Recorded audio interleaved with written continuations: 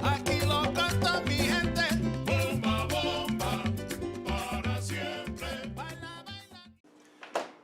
Hello everyone, Charles Walhingford back again with another aging video, but this is under the umbrella of Chronicles of a Cigar Aficionado. I'm trying my best to be the best, not just smoke cigars, but be an expert at it. And this is the second video dealing with aging, and what we have today, or what I'm going to talk about today, is which cigars should you age. So let's jump right into it. Cigars that you shouldn't age are cigars that, number one, are lighter cigars. Lighter cigars shouldn't be, well, they shouldn't be aged long. You shouldn't look for them to be aged at a long period of time because the flavors are so light already. So if you have a lighter cigar that you like a lot, that you want to age, like for example the Rose of Sharon, those cigars aren't really meant to be aged for a long time. However, you have some cigars like the Tabernacle, which I also have, that I plan to age for a little while.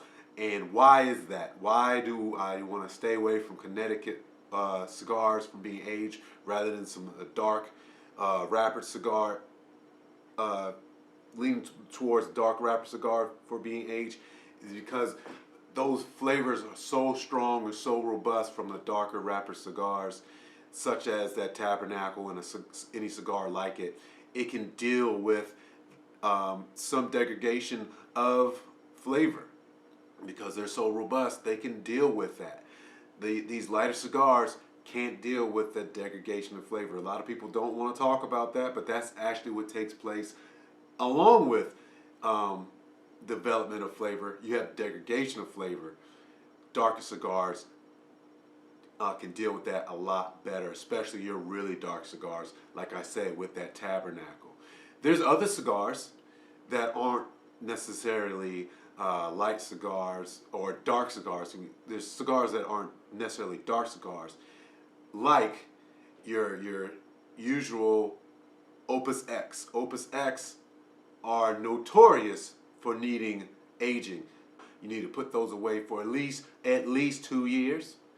And then you have a lot of Davidoff that aren't ready to smoke right now, even though Davidoff cigars are high quality cigars. A lot of them aren't ready to smoke right now. Then you have Cuban cigars. I've read and I've been taught and told that Cuban cigars benefit from aging. Most of the Cuban cigars I've experienced are ready to smoke right now, but I believe in the people who've told me that they benefit from aging. Alright guys, that's it for that portion. Let's move on to the next portion of tools of the trade for your aging. The first thing you need to do is have the right environment. The right environment consists of the right humidity, which is not 70%. Try to keep it below 70%. If you're consciously aging, below 70% is what you want. So that's number one. Number two is your temperature. Your temperature should not go above 70, and try to stay consistent with that being below 70 and in a cool environment. Try to place your cigars in the coolest environment you possibly can.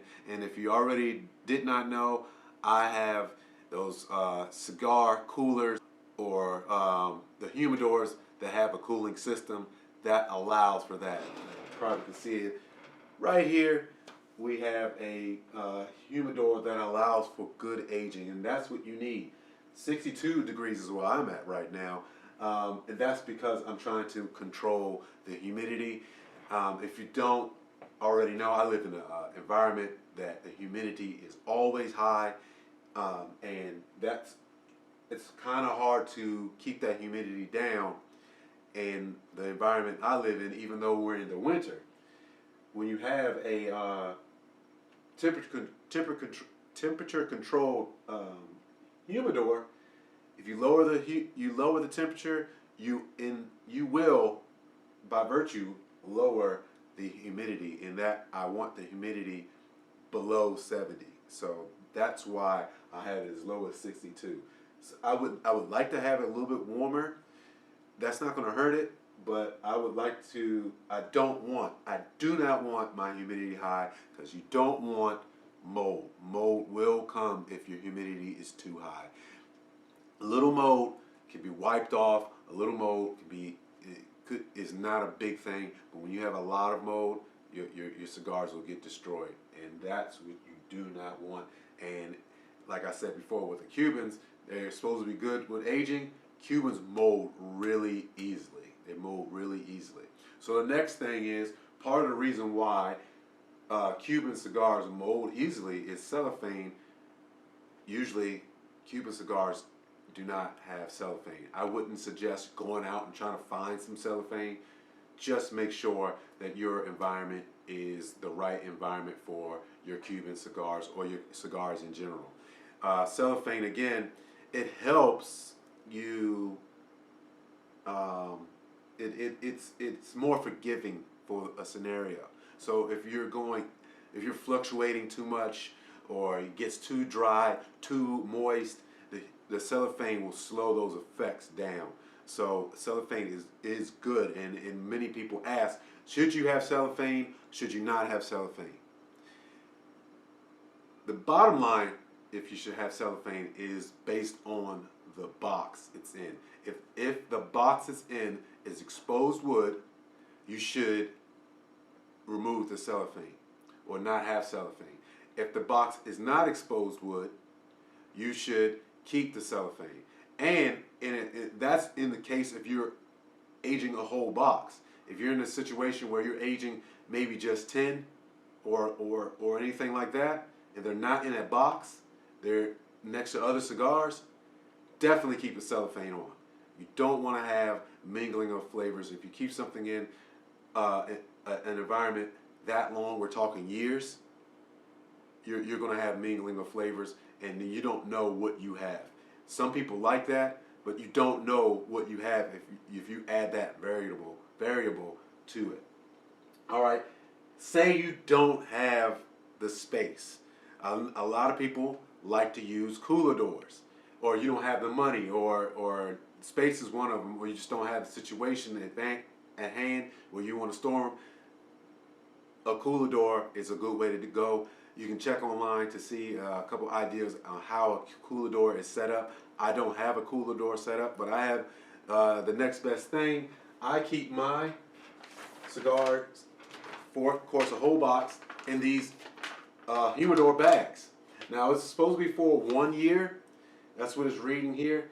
You can keep it in here for over a year. It would not be a problem as long as you're not opening them. If you're not opening them, all you got to make sure is your Bovita pack nice and soft still, and you're good.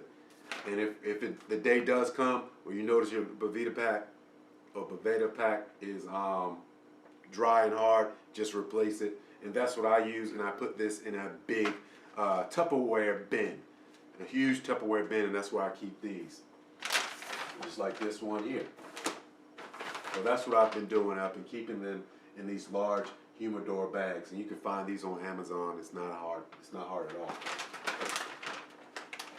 So that's what you need. You need to have the right environment. You need to have some kind of tool that keeps that environment correct and prosperous for your cigars, because you do not want mold. Also, along with that, you don't want light. You want to keep them out of the light. So that's another reason why you want to keep them in a box. And you don't want to have them on display. It might look good, but no, you don't want light. Light will destroy the integrity of the cigar in many ways, in the number one way, with flavor. I've had some really well-aged cigars. The light completely destroyed the flavor. Absolutely, completely. And it was a sad day for those cigars. All right, ladies and gentlemen, that is part 2.5 of cigar aging. And this is not the end of cigar aging. There's a little bit more to cigar aging, and we'll get to that in the next video. I'm Charles Walhingford. Cigar aging, or the tools of cigar aging, are how I spend my money.